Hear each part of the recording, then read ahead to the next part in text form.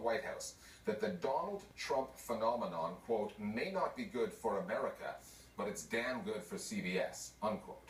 Trump's ascent on the Republican side has boosted ratings for America's corporate news networks, which then provide Trump with a disproportionate amount of airtime because it's good for business. And on it goes.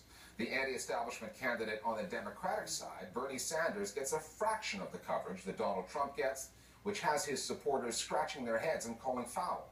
Sanders is in an uphill climb to get past Hillary Clinton and the impression provided in the mainstream news media that Clinton is the presumptive, inevitable nominee. But our starting point this week is a television event that summed up the circus on the GOP side. Last week's CNN Republican debate in Houston.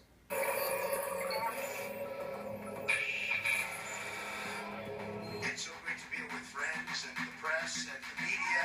The Trump campaign has been called car crash TV, which is why so many Americans are tuning in. But what happened in Houston on CNN's watch was like a multi-vehicle pileup at the intersection of American politics and media. It was like watching a substitute teacher try to control like the worst kids in the school. Well, hold on, I get my answer. He doesn't get to Wait, yell. I want to move on. These are the rules. We're moving on. They were just running all over him. It was like the food fight in the lunchroom. The whole time. Blitzer couldn't control what was going on, which is symptomatic of the fact that the media's been unable to control Trump in any way. But there were a lot of softball questions. How are you going to make them pay for the wall? I will, and the wall just got 10 feet taller, believe me. Trump wasn't challenged on a lot of his statements. There were many issues that were completely skirted over. It was a very disappointing debate from a standpoint of media criticism. If I were the host of a Donnybrook like that, I would have let him go as well. I don't fault the host at all. I mean, first of all, this guy's a joke artist, and this guy's a liar. I think that exposed the Republican Party for their mean-spiritedness. If he hadn't inherited $200 million, you know where Donald Trump would be right now? Selling watches in Manhattan. And it absolutely showed their lack of discipline. The reason you're welcome to have the check back. And I think actually the host did a good job by letting them hang themselves. It reflects how cowed the media is by Trump. Megyn Kelly of Fox News asked him very tough questions. In 2004, you said in most cases you identified as a Democrat. When did you actually become a Republican? And he punished Fox for it. So CNN decides to send in its most ineffectual person, because if they were to send somebody more assertive, there could be blowback from Trump and the threat of not getting ratings in this race. The narrative around Donald Trump has taken a sharp turn, with questions like, can this anti-establishment demagogue actually win the Republican nomination, giving way to, can he be stopped? And the media outlets that gave rise to Trump, the news broadcasts that gave him more coverage last month than the rest of the Republican field combined, are asking the same question. During his days at ABC News, Ted Koppel was considered the best interviewer in the business. This past week, he went on Fox News and said the channel, its lust for ratings, and other channels like it have made Trump possible. I've interviewed him a number of times. Not an easy interview. How would you do it? It's irrelevant how I would do it. And you know who made it irrelevant? You did. You have changed the television landscape over the past 20 years. You took it from being objective and dull to being subjective and entertaining. And the fact of the matter is, his audience is not even a television audience. It's an audience on Twitter. They deal in messages of 140 characters or less, which keeps it nice and simple.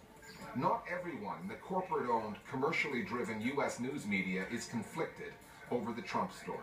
The CEO at CBS, Leslie Moonves, admits Trump is better for his network than he is for the country. And that was no slip of the tongue. Moonves has said it before.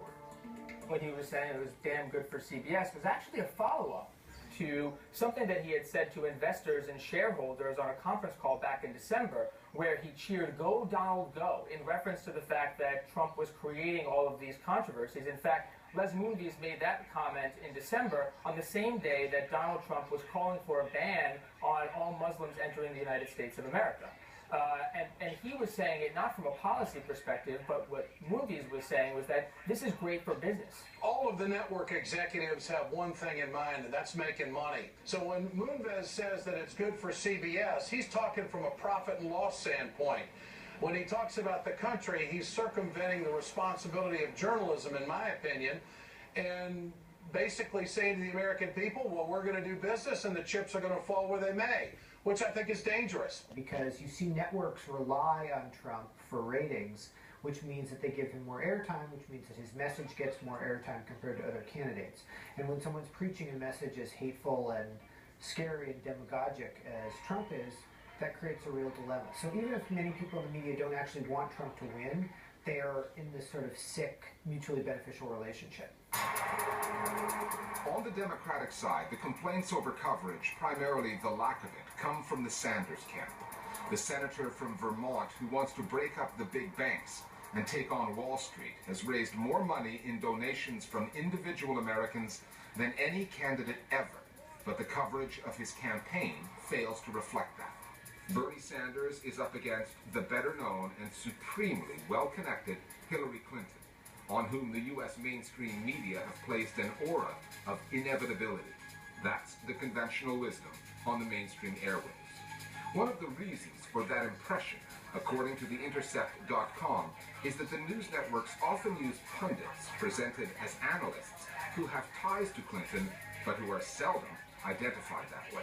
Some of these pundits are actually paid by the Clinton campaign or have close ties to consultancies that work for the campaign. They absolutely should be disclosed by the media organizations. Joining us now on the set is CBS News political contributor and Democratic strategist Linda Tran. So that we know that what we're getting is a piece of unpaid advertising. And that applies across the board because disclosure doesn't just begin and end with these political consultants.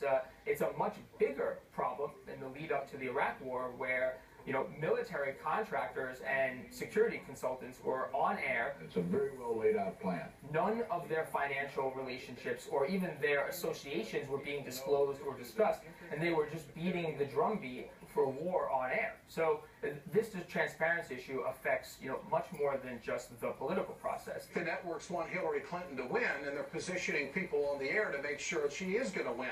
Wall Street does not want Bernie Sanders. Wall Street will accept Hillary Clinton. And the fact is, the major media outlets in this country don't want to see Wall Street attacked because they're big-time advertisers. There is no question that there is a sell job being made on the American people right now. That can be said about both major parties, both sets of candidates. Two contests, and the media aren't just telling the story, they and their ratings are a big part of it. That's the bottom line.